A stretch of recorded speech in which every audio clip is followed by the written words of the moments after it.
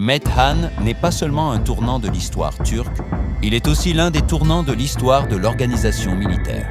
Le système décimal qu'il a créé, 10, 100, 1000 et 10 000, a établi un modèle d'armée discipliné, hiérarchique et permanent. Il a été pour la première fois combiné avec une structure étatique centrale dans un empire nomade. Ce modèle a changé l'équilibre des pouvoirs en Eurasie, a forcé la Chine à restructurer sa stratégie de défense, a transformé la politique frontalière et la compréhension de la diplomatie, le renforcement des lignes de défense nord de la Chine, les réformes militaires face à la pression des Huns et la nécessité de prendre la diplomatie des steppes au sérieux sont des conséquences directes de l'époque de Met.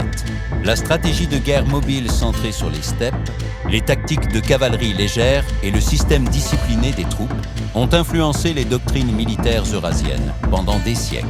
Ce modèle militaire, à travers les Gökturks, les Ouïghours, les Seldjoukides et les Ottomans, s'est étendu à des régions plus larges.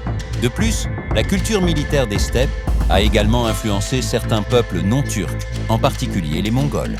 Mais la continuité institutionnelle n'a été maintenue que dans la tradition étatique turque.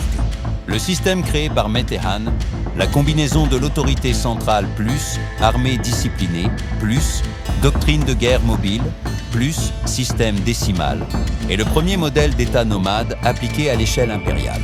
Pour cette raison, Metehan n'était pas seulement un Khan turc. Il est l'un des premiers fondateurs de systèmes militaires dans l'histoire mondiale. Et c'est un exemple qui a changé le cours de l'histoire politique mondiale.